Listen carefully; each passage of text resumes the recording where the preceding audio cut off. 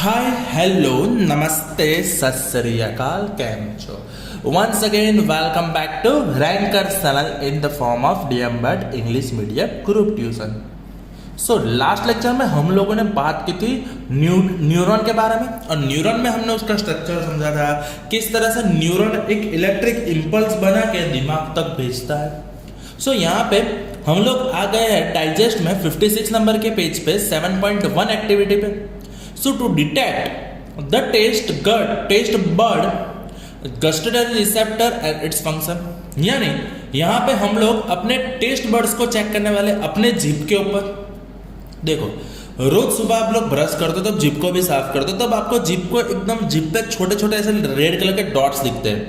तो वो जो रेड कलर के डॉट्स है they are your taste buds, means वो आपका टेस्ट पता करेगा। So put some sugar on your tongue, block your nose by pressing it between your fingers, and now eat sugar again. While eating lunch, block your nose same ways and notice you can fully appreciate the taste of the food you are eating. Mean समझ लो आपको क्या करना है, पहले normally food को खाना है, फिर फूड को एक बार नॉर्मली खा लिया, फिर उसके बाद आपको क्या करना है कि फूड को नाक बंद करके खाना है। सबसे पहला क्वेश्चन काफी टफ है बेटा, बहुत टफ है। यूपीएससी के एग्जाम में अगर पूछे तो भी बहुत टफ पड़ेगा, इतना टफ क्वेश्चन है। How does the sugar taste, यानी शुगर का टेस्ट कैसा होता है। ओ माय गॉड, ये सवाल पूछे तो आप लोगों को काफी टफ पड़ेगा बेटा, याद रख लो, 2-3 बार लिख दो। The taste of the sugar is sweet. Is there any difference in the taste of sugar while you block your nose? Obviously when we eat sugar after blocking nose we find no difference in the taste of sugar, यानी हमने नाक बंद करके sugar खाया या तो direct sugar खाया, there will be no change, यार वो मीठा ही लगेगा। Is there a difference in how sugar and food taste if your nose is blocked? If so, why might be happening? So if we block our nose we feel the taste but cannot fully appreciate because olfactory receptors are not stimulated and we cannot feel the smell. So do you come across a similar situation when you have a cold? Yes, obviously, क्योंकि जब cold होती है, सर्दी होती है, तो हम क्या करते हैं बेटा, तो हमारा नाक जो है ऑल्फैक्टरी रिसेप्टर है वो म्यूकस से कवर हो जाता है। जो आप नाक से लूचते हो, किसी पे लगाना मत प्लीज, बहुत गंदा होता है। तो देखो यहाँ पे क्या हुआ बेटा कि नाक का जो फकाम है वो फूड को टेस्ट करना नहीं है, फूड को तो जीभ ही टेस्ट करती है, लेकिन नाक से क्या होता है बेटा, नाक से उसका पूरा अप्रिसिएशन मिलता है। जैसे कि मैं आपको एक सिचुएशन समझाऊं कि हमारी बॉडी में क्या होता है, तो देखो आंख भी कई बार ये काम करती है। जैसे कि आपने किसी भी टेस्टी फूड को देखा तो टेस्टी फूड को देखने की वजह से आपके मुंह में पानी आ गया। क्यों ऐसा होता है, तो वहां पे आ गया फिर से कंट्रोल एंड कोऑर्डिनेशन। कैसा होता है, तो जैसे आपने टेस्टी फूड को देखा है, टेस्टी फूड की वजह से एक आंख ने सिग्नल भेजा है कि हाँ भाई ये खाने वाले हैं हम लोग। वो तो बेचारी भोली सी है, उसको पता नहीं है ये सिर्फ मुंह में पानी लाने के लिए, अपने खाने के लिए नहीं है। फिर भी आपने एक बार देखा, आंख ने दिमाग को सिग्नल भेजा भाई ये मस्त सा ये फूड हम खाने वाले। उसके बाद क्या होता है, दिमाग ने ऑटोमेटिकली सलाइवरी ग्लैंड को मैसेज किया कि बेटा खाना आने वाला है, तो डाइजेशन के लिए रेडी हो जा। तो डाइजेशन के लिए रेडी करने के लिए ऑटोमेटिकली हमारे मुंह में सलाइवा का रिलीज होना, सलाइवा का सेक्रेट होना शुरू होता है, विच मीन्स हमारे मुंह में पानी इस तरह से आता है। Now the most important question आज के टॉपिक का, that is question number 7. What is the meaning of reflex action?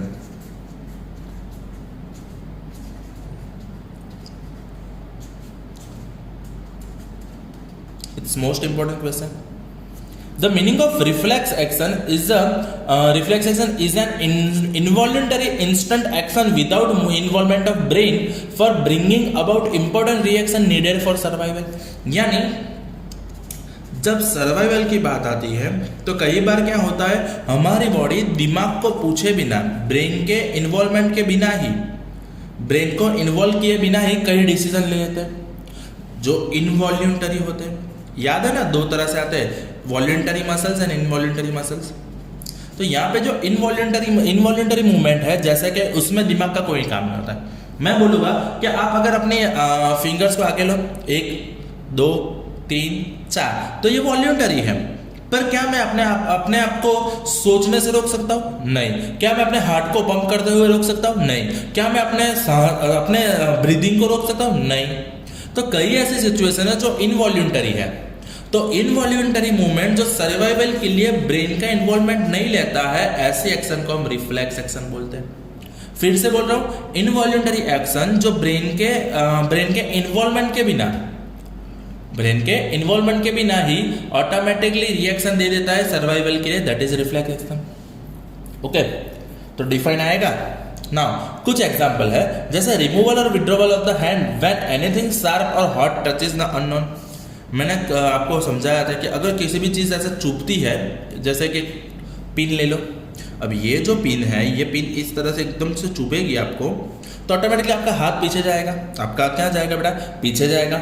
आप अचानक से बेटा, नॉट इंटेंशनली गर्म चीज़ को छूते हो तो आपका हाथ ऑटोमेटिकली आउच करके वापस आ जाता है।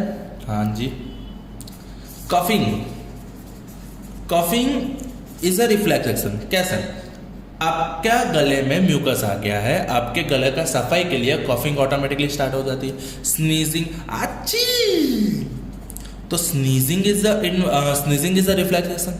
और कई बार हम स्नीज को रोक भी नहीं सकते। योनिंग यहाँ पे, यानी हम जो बगा से खाते हैं, उबासी लेते हैं, तो उसमें क्या होता है बेटा? योनिंग में एक्चुअली क्या होता है, जब हमारी बॉडी को ऑक्सीजन की नीड होती है तब ऑटोमेटिकली योनिंग स्टार्ट हो जाता है। नी जर्क, कई बार चलते चलते हमारे नी में यानी घुटने में जर्क आ जाता है। मूवमेंट ऑफ डायाफ्राम का ऊपर नीचे होना, क्योंकि रेस्पायर करते हैं, we breathe in we breathe out, we breathe in we breathe out, तो इस तरह से डायाफ्राम का मूवमेंट होना वो भी इनवॉल्यूंटरी एक्शन है। उसमें दिमाग बोलेगा बेटा डायाफ्राम आज तू नहीं काम करेगा बेटा, आज तू बेटा नहीं काम करेगा, तू आज छुट्टी ले ले। क्या दिमाग का ये सुनेगा? नहीं, क्योंकि वो अपने हिसाब से रिफ्लेक्स एक्शन पे काम करेगा कि भाई ब्रीथ की जरूरत है, ऑटोमेटिकली डायाफ्राम नीचे मूव करेगा और ऑक्सीजन अंदर आएगी। ओके, नाउ 5th पॉइंट, प्यूपिल का कम या ज्यादा होना। मैंने लास्ट लेक्चर में आपको समझाया था कि कई बार क्या होता है, प्यूपिल बड़ी हो जाती है, कई बार प्यूपिल छोटी हो जाती है। तो ये प्यूपिल का बड़ा होना या छोटा होना वो भी रिफ्लेक्स एक्शन है। अचानक से हमारी आंखों में लाइट पड़ी तो हमारी प्यूपिल ऑटोमेटिकली कॉन्ट्रैक्ट होके, ऑटोमेटिकली आइरिस क्या करेगा? कॉन्ट्रैक्ट होकर ये लाइट को बंद करेगा। लेकिन कई बार क्या होता है, ये बड़ी भी हो जाती है। इतनी बात समझ में आ गई? नाउ माउथ स्टार्ट वाटरिंग, मुंह में पानी आ गया। तो हमने जब भी कोई भी अच्छा फूड देखा तो वो भी क्या है? One kind of reflex action. तो 7 नंबर का क्वेश्चन मोस्ट इंपॉर्टेंट है, आपको 2 बार लिख के प्रिपेयर करना है। और अब का चैप्टर है, अब का जो क्वेश्चन है वो तो काफ़ी इंपॉर्टेंट बनने वाला ही। क्वेश्चन नंबर 9 पर। क्वेश्चन नंबर 9 को समझने के लिए हम सबसे पहले क्वेश्चन नंबर 8 की बात करेंगे बेटा। Save paper, save tree, save ममरा, सेव सर। चलो, explain why we give slow response compare to reflex in any activity involve in thinking. देखो, एक होती है जिसमें थिंकिंग होता है, एक होती है जिसमें रिफ्लेक्स होता है। दोनों में डिफरेंस क्या है? मेरा हाथ, समझो कोई मुझे आरती देना है, भगवान की आरती, गंदा मत सोचो, भगवान की आरती देना कोई आया तो मैं क्या करूँगा? अपने हाथ से इस तरह से आरती ले रहा हूँ। तो वहाँ पे क्या होता है, मुझे पता है कि वो चीज़ गर्म है, फिर भी मैं लेकर आऊँ। ओके, और इस हिसाब से मुझे थिंकिंग है। वहाँ पे क्या है, मेरा वॉल्यूंटरी मूवमेंट है, वो थिंकिंग है। लेकिन अचानक से मैंने किसी भी चीज़ को छू लिया और मेरे हाथ में ऑटोमेटिकली वापस आ गया, तो रिफ्लेक्स है। तो रिफ्लेक्स जो है वो फास्टर है, लेकिन thinking is a slower. Why it is so? क्यों ऐसा है कि हम कोई भी थिंकिंग कर रहे हैं तो उसमें टाइम ज़्यादा लगता है। एक सिंपल सी सिचुएशन है, रिफ्लेक्स जो है ना वो काम करता है बैकबोन से, ओके, और थिंकिंग जो है वो काम करता है दिमाग से। अब क्या करता है, यहाँ से सिग्नल दिमाग में जाएगा, दिमाग उसको समझेगा, दिमाग समझने के बाद रिस्पॉन्ड करेगा, रिस्पॉन्ड करने के बाद हाथ का पीछे खींचना, वो सब थिंकिंग प्रोसेस है। जब रिफ्लेक्स में तो क्या होता है, ऑटोमेटिकली दिमाग को पूछे बिना ही डिसीजन लिया जाता है, तो वो फास्टर हो जाता है। कई बार देखो, कई बार अचानक समझ लो कि आपको कोई हाँ समझ लो कि आप फी के लिए आए हो और आपको सर को मिलना है, तो वो आपका थिंकिंग प्रोसेस हो जाएगा थोड़ा स्लोअर हो जाएगा। लेकिन आपको कोई दूसरा काम है और आप जाओगे वहाँ पे असिस्टेंट हमें पूछे बिना वो काम करेगा, तो वो रिफ्लेक्स हो गया, यानी वो फास्ट हो गया। सो थिंकिंग अंदर जाना आपको बेटा। Okay, we are moving for question number 8, page number 57, biology slices 7 chapter. ढूंढना मत बैठना, डायरेक्टली मिल जाएगा 57 क्वेश्चन पे, 57 नंबर के पेज पे, sorry, question number 8। Explain why we give slow response compared to the reflex. So thinking is a complex activity. It is bound to involve complicated interaction of many more nerve impulses from many neurons. यानी thinking में क्या होता है, बहुत सारे neurons से message collect करते हैं, फिर उसको एनालाइज करते हैं, फिर उसको समझते हैं, तब थिंकिंग का काम पूरा होता है। और थिंकिंग का सेंटर कहाँ पे है, तो thinking centre are located in the fore brain. तो वो मैं आपको पूरा समझाऊंगा ब्रेन के कितने पार्ट है, किस तरह से काम करता है, पर मेनली ये समझ लो थिंकिंग के सेंटर कहाँ पे बेटा, फोर ब्रेन में। It receives a signal through nerves, यानी सेंसरी जो भी पार्ट है वहां से वो सिग्नल रिसीव करेगा। तो यहाँ पे क्या हो रहा है कि मैं थिंकिंग करके अपने आप को मार रहा हूँ, तो यहाँ पे ये सिग्नल कलेक्ट करेगा, दिमाग को बोलेगा, मुझे बोला 5 बार मारना है, तो यहाँ पे नर्वस सिस्टम ने बोला 1 बार मारा, दूसरी बार मारा, तीसरी बार मारा, चौथी बार मारा, 5वीं बार मारा, तो ये हो गया नर्वस सिस्टम। यहाँ पे नर्वस सिस्टम ने क्या किया, मैसेज किया है दिमाग को, भाई 5 बार हो गया, अब 6ठी बार मारना जाऊंगा, तो दिमाग को सोचे बिना हाथ का पीछे हो जाना, that is your reflex action. समझ रहे हो बेटा? Thinking centre analyse the signal and prepare the instruction from brain. Instruction are transmitted to effector organ, यानी नर्व्स तक वापस आना, यानी सिग्नल का जो भी सेंसिंग ऑर्गन है वहां से दिमाग में जाना, दिमाग में समझना, दिमाग को एनालाइज, दिमाग ने वो सिग्नल को एनालाइज करना, फिर उस हिसाब से रिस्पॉन्ड करना, फिर वो रिस्पॉन्ड वाला मैसेज को रिप्लाई करना। टाइम टेकन है ना, so it takes more time to respond, but in reflex action instruction is generally given by spinal cord, क्योंकि सोचने का काम दिमाग का होता है, सोचने का काम किसका होता है बेटा, दिमाग का, लेकिन रिफ्लेक्स एक्शन का काम हो जाएगा स्पाइनल कॉर्ड में। कौन करेगा बेटा, spinal cord. Okay, so the time to transmit impulse from organs to brain and from brain to back to organ is saved in reflex action. So यहाँ पे जो ट्रांसपोर्टेशन कॉस्ट है, वो ट्रांसपोर्टेशन जो भी है उसका टाइम बच गया, समझ रहे हो? That is why we give slow response when thinking is involved. समझ रहे हो? जैसे कि समझ लो कि आपको वैसलीन बॉडी लोशन मंगवाना है। अब वैसलीन बॉडी लोशन आप 2 तरीके से मंगवा सकते हो, या तो आप अमेजोन पे ऑर्डर करो, अमेजोन आपको डिलीवर करेगा, फिर भी वो 24 घंटे तो लेता ही है, 24 से कम, या तो 18 घंटा तो लेगा ही लेगा, कंफर्म है वो चीज़। लेकिन आप वही चीज़ को बाहर जाके दुकान में से लेके आ रहे हो तो it takes slower time.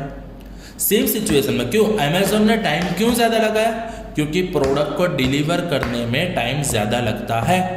Same situation में थिंकिंग को टाइम क्यों ज़्यादा लगता है, क्योंकि सिग्नल को डिलीवर करके एनालाइज करके वापस भेजने में टाइम लगता है। लेकिन रिफ्लेक्स एक्शन क्या है, स्पाइनल कॉर्ड खुद ब खुद डिसीजन मेकर बन जाता है। बोलो, इतनी बात समझ में आ गई? ओके ना? So explain reflex arc and explain spinal reflex, और explain how is hand pulled away from the hot object reflexly. यानी यहाँ पे क्वेश्चन नंबर 9 द भयंकर मोस्ट आईएमपी क्वेश्चन है बेटा।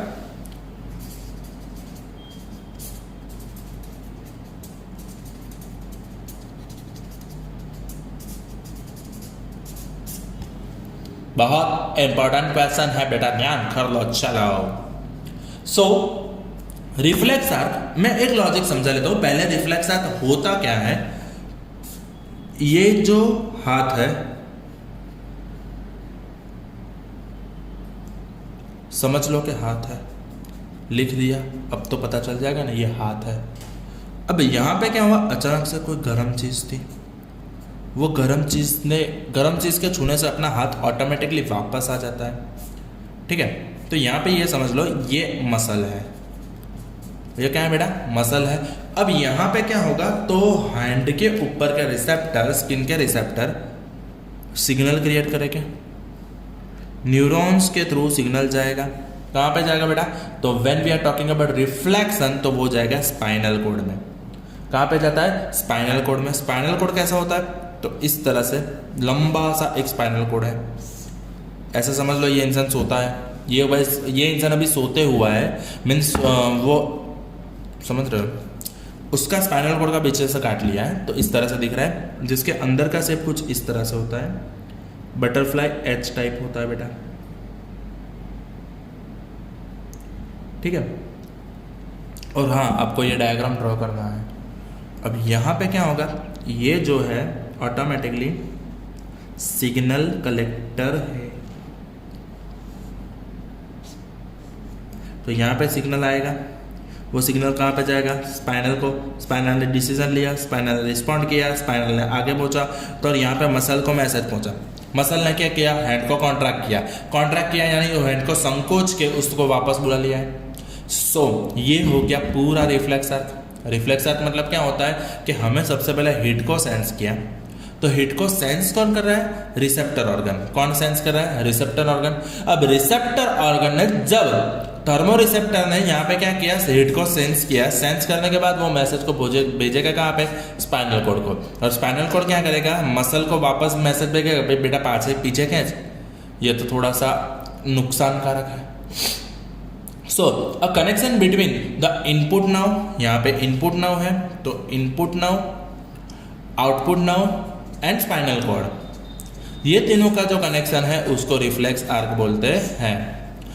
The connection between input now, output now and spinal cord is known as the reflex arc, और we can say it is a path of reflex action. दूसरी definition, it is a path of reflex action which consist of receptor, यानी जो collect करेगा, sensory neuron जो sense करेगा, फिर relay neuron जो समझाएगा, उसके बाद क्या होता है, मोटर न्यूरॉन जो हाथ को पीछे खींचेगा, motor connected to effector organ. तो ये पूरा पाथ क्या बनता है बेटा, क्या रिफ्लेक्स आर्क। कौन कौन सी चीज है, तो नीचे डायग्राम में देखो, रिसेप्टर, सेंसरी न्यूरॉन से रिले न्यूरॉन और मोटर न्यूरॉन। ओके, RSRN याद रखना है तो आप इस तरह से भी याद रख सकते हो, RSRN, receptor, sensory, relay and motor. Okay, तो देखो वहां पे सामने की साइड थियरी दी गई है। Thus a neural pathway from sensory and motor messages that pass through the spinal cord forms the reflex arc, यानी ये पूरा क्या बनाता है बेटा, तो ये पूरा बनाता है स्पाइनल के साथ कनेक्टेड रिफ्लेक्स आर्क, और उसमें से हमें सबसे ज्यादा मीन्स रैपिड रिस्पॉन्स मिलता है। उसमें से क्या मिलता है बेटा, रैपिड रिस्पॉन्स मिलता है। चलो ध्यान आपको।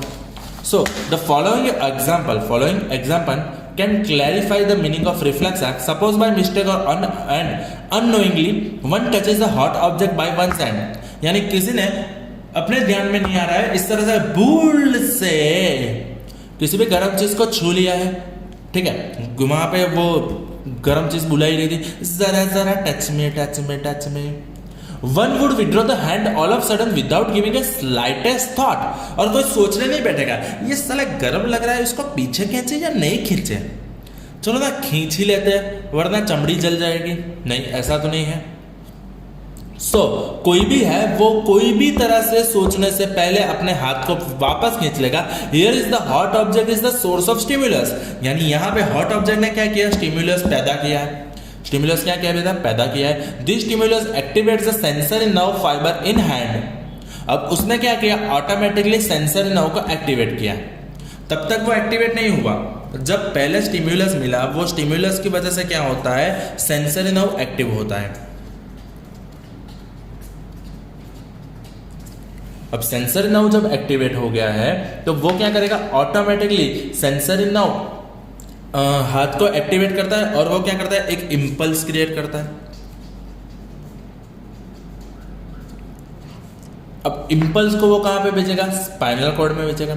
स्पाइनल कॉर्ड में क्या होते हैं, सेंसर सेंटर्स होते हैं। क्या होता है बेटा, सेंसर सेंटर्स।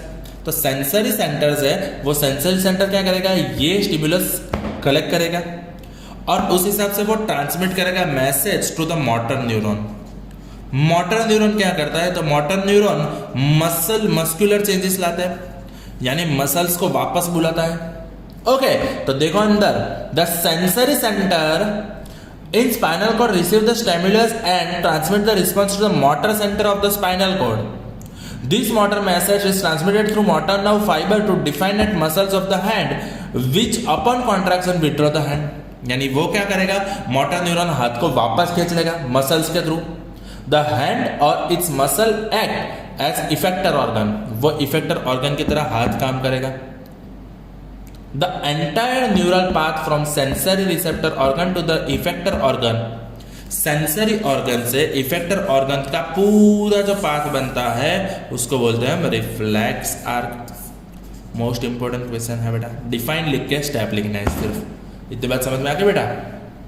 डन है ना? चलो तो अगले सवाल पे चलते हैं. चलो question number 10, why reflex arcs have been evolved in animals.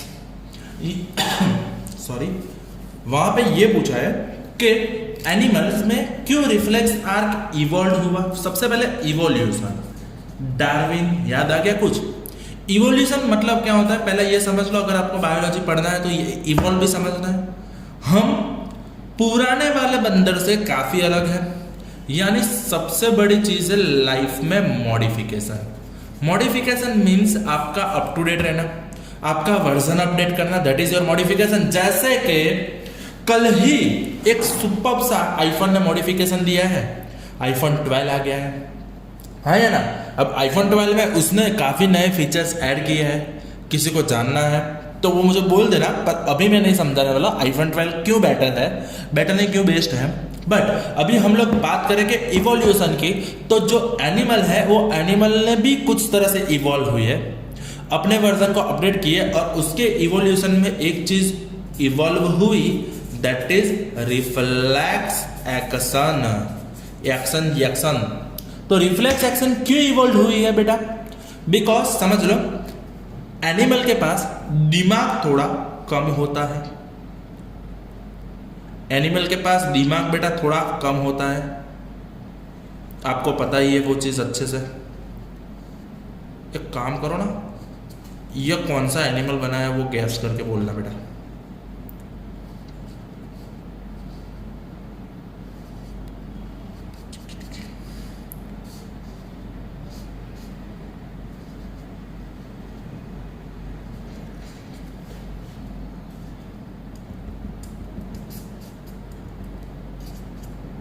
चलो, अब ये जो एनिमल है ना, ये एनिमल के पास दिमाग तो पहले से थोड़ा कम रहता है, हमारे इर्द गिर्द बहुत होती है. तो ये जो एनिमल है उसका दिमाग कम है, वो चल रही है. अब यहाँ पे गड्ढा है, अब उसकी आंख ने गड्ढा देखा, उसकी आंख ने गड्ढा देख के दिमाग को मैसेज किया. अब दिमाग समझने लगेगा, तब तक तो वो गड्ढे में होगी ना. तो इसीलिए कई सिचुएशन को कवर करने के लिए, अपने आप को प्रोटेक्ट करने के लिए उन्होंने रिफ्लेक्स एक्शन को डेवलप किया है. समझ गए? जहां पे दिमाग कम काम करता है वहां पे रिफ्लेक्स एक्शन ज्यादा काम कर लेता है. बोले ये बात समझ में आ गई? ओके, ये गाय है, ठीक है, मुझे पता है थोड़ी गाय, इसकी गर्दन लंबी है, पर ये गाय ही है. Reflex acts have been evolved in animals because the thinking process of the brain is not fast enough. Animal में दिमाग थोड़ा कम चलता है. So many animals have very little or none of the complex neuron network needed for thinking. तो कई animals के पास ऐसे network होते ही नहीं है सोचने के लिए. हाँ, कई एनिमल के पास बहुत फास्ट होते हैं, जैसे कि कुत्ते के पास ज्यादा नेटवर्क ज्यादा तेज रहता है. उसको आपने एक बार कुछ चीज खिलाई है, फिर दूसरी बार कुछ चीज खिलाएंगे तो तीसरी बार अपने आप से आ ही जाएगा आपके पास. अभी आपने कुत्ते को 2 बार लात मार के भगाया है ना, तो तीसरी बार वो ऑटोमेटिकली उसका दिमाग सोच के बोल देगा ये कुत्ता लात ही मारने वाला है कुत्ते को. वही चीज़ है ना. पर कई बार ऐसे भी एनिमल होते हैं, जैसे मछली ऑलरेडी छोटे साइज की होती है और वैसे भी उनका दिमाग कम होता है. मछली क्या होती है, कई बार क्या होती है, ऐसे स्विम करते करते तरते कहीं पे टकरा जाती है, 5 मिनट के बाद भूल जाती है कि यहाँ पे टकराएगी, वापस टकराएगी. तो ऐसा सिचुएशन में क्या होता है, उनका रिफ्लेक्स एक्शन काम करता है और रिफ्लेक्स एक्शन बोल देता है बेटा आगे टकरा जाओगे. समझ रहे हो? Okay, so it is quite likely that reflex arc have been evolved as effective way or efficient way of functioning in the absence of true thought process. यानी जहां सोचने का काम नहीं होता वहां पे रिफ्लेक्स एक्शन काम कर देता है. However, even after the complex neural networks have come into existence, reflex arcs continue to be more efficient for quick response. Means ऐसा नहीं है कि दिमाग कम है तभी रिफ्लेक्स एक्शन काम करेगा, कई बार दिमाग है, कॉम्प्लेक्स एक्शन है, तब भी रिफ्लेक्स एक्शन अच्छी तरह से काम करता है। Question number 11, how does the design of the body solve a problem when an immediate response is needed, where should such connection is made. यानी हमारी बॉडी की डिजाइन किस तरह से काम करती है। So reflex arc in the body design solve a problem when immediate response is needed.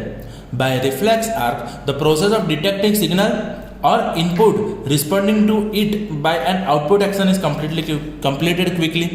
यानी हमारे हाथ में इनपुट मिलना कि भाई ये गर्म लग रहा है, उस हिसाब से तुरंत रिस्पांस दिमाग स्पाइनल को भेजना, स्पाइनल का तुरंत रिस्पांस देना, हाथ पीछे खींच लो, तो वो काफी क्विकली हो जाता है, सुम हो गया। So the thinking about sensation of external stimulus is not involved in case of immediate response। तो ऐसा रिस्पॉन्स में हमारा थिंकिंग वाले सेंसेशन काम नहीं करती है। Nerves from different body parts to the brain meet in spinal cord। और एक बात समझ लो, हमारी बॉडी के सारे नर्व स्पाइनल कोड में जाते हैं और स्पाइनल कोड कनेक्ट होता है दिमाग के पास। लेकिन कई बार क्या होता है, दिमाग को सिग्नल भेजता है स्पाइनल कोड, कई बार सिग्नल नहीं भेजता है, तो रिफ्लेक्स एक्शन में वो कभी भी सिग्नल भेजेगा नहीं। सो ऐसे सिचुएशन में in case of immediate response impulse is not transmitted from spinal cord to brain. तो वहां पे जब रिफ्लेक्स एक्शन की जरूरत है वहां पे दिमाग को सिग्नल भेजेंगे नहीं। इतनी बात समझ में आ गई? ओके, तो यहां पे आपको एक पेज थोड़ा सा ज्यादा घुमा देना है और बात करते हैं हम लोग क्वेश्चन नंबर 15 की। What are the function of nervous tissues, how muscle tissue respond to nervous impulses. क्योंकि ये इसके साथ ही कनेक्टेड है, गाय के साथ नहीं बेटा, हमारे हाथ के साथ। देखो हमें एक चीज पता है कि टिश्यू कैसे फॉर्म होता है। तो टिश्यू जब बहुत सारे एक इक्वल काम करने वाले सेल्स कंबाइन होकर एक ग्रुप बनाते हैं तो वो टिश्यू फॉर्म करते हैं। Okay, so function of nervous tissue, it collects the information from the receptor of the sense organ and sends it to brain via spinal cord. तो वो क्या करेगा बेटा, ऑटोमेटिकली देख लो कि हमारी जो ह्यूमन बॉडी है वो ह्यूमन बॉडी के हिसाब से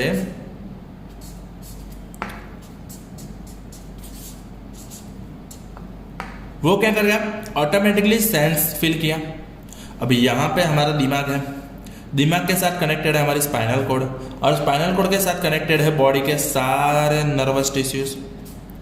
ठीक है, अब यहाँ पे क्या होगा, ये वाला नर्वस एक्टिवेट हुआ, यहाँ पे कुछ चोट लगी और यहाँ पे ये नर्वस एक्टिवेट हुआ, तो यहाँ पे क्या होगा, ये नर्वस तुरंत सिग्नल भेजेगा, नर्वस टिश्यू पहले रिसेप्टर सिग्नल लेगा, फिर रिसेप्टर से न्यूरॉन में से नर्वस टिश्यू में, नर्वस टिश्यू में से स्पाइनल कोड में, स्पाइनल कोड ने दिमाग को मैसेज दिया, दिमाग ने वो मैसेज को समझा, मैसेज का respond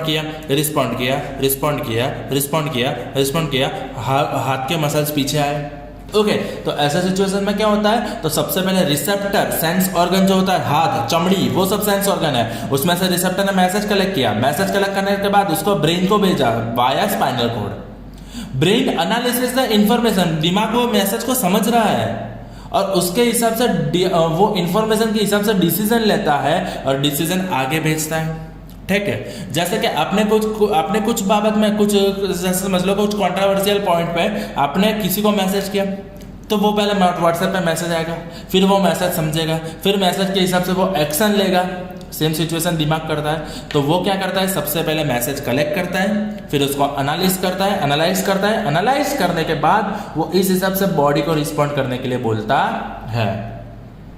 so muscle tissues respond to nervous impulse when a nerve impulse reaches the muscle fibre moves. जैसे नर्वस इंपल्स मसल के पहुंचा, यहाँ पे रिटर्न आया और रिटर्न आने के बाद नर्वस, वहां पे जो मसल है, हमारे मसल्स के टिश्यू है, याद है 9th में पढ़े थे, तो वो मस्कुलर टिश्यू क्या करेगा, ऑटोमेटिकली मूव करेगा। The movement at the cellular level begins. और टिश्यू का सबसे पहला मूवमेंट कौन से लेवल पे होगा, सेल्यूलर बेसिक लेवल पे, सेल्यूलर लेवल पे स्टार्ट हुआ मसल का मूवमेंट हो ना। Muscle cell will move by changing their shape so that they shorten. यानी वो क्या करेगा, ऑटोमेटिकली अपना शेप चेंज करेगा, शॉर्टन करेगा, जिससे हाथ का पीछे खींचना। Muscle cells have the special proteins. हाँ, ये जो है प्रोटीन, वो प्रोटीन इसमें काम करता है जो मसल सेल को प्लस माइनस करने का काम करता है, शेप चेंज करने का। सो Muscle cells have special proteins that change both their shape and their arrangement in the cell in response to nervous electric impulse. Thus muscle tissue brings about movement. Simple सी चीज है. Okay, इतनी बात समझ में आ गई. सो इन टेक्स्ट में 70 number का क्वेश्चन देखो. What is the difference between reflex action and walking? So reflex action is an involuntary action controlled by spinal cord. Thinking is not involved in such action, but walking is a voluntary action. जो वो control कौन करता है? Cerebrum. वो मैं पूरा आपको समझाऊंगा नेक्स्ट लेक्चर में, पर वो दिमाग में कंट्रोल होता है. Okay, what happens at the synapse between two neurons? So synapse is basically the gap between nerve ending and action of the one neuron and dendrites of another neuron. इतनी बात समझ में आई? So synapse क्या है? पहले neuron का nerve ending और दूसरे न्यूरॉन का डेंड्राइट्स के बीच का गैप. याद आ गया? It's a synapse. वो क्या है बेटा? सिनेप्स है. Okay, so synapse is the gap between nerve ending of axon of one neuron, nerve ending and dendrites of another neuron. At the end of the axon electric impulse sets off the release some chemicals. यानी यहाँ पे impulse खत्म होके कुछ chemicals gap में release करता है. वो केमिकल कौन कलेक्ट करता है? This chemical cross the synapse. वो केमिकल सिनेप्स को क्रॉस करके वो सिमिलर इंपल्स बनाएगा यहाँ पे. यानी यहाँ पे ये सेम इंपल्स बन गया. ओके, इतनी बात समझ में आ गई? In a dendrite of the next neuron. ना इतनी बात क्लियर? ओके, तो क्वेश्चन नंबर 90 है. क्वेश्चन नंबर 20 है वो हमारा ब्रेन वाले टॉपिक में समझाऊंगा. ओके, तो आज के वीडियो में इतना ही रखता हूँ. डन, इतना कंप्लीट कर दो.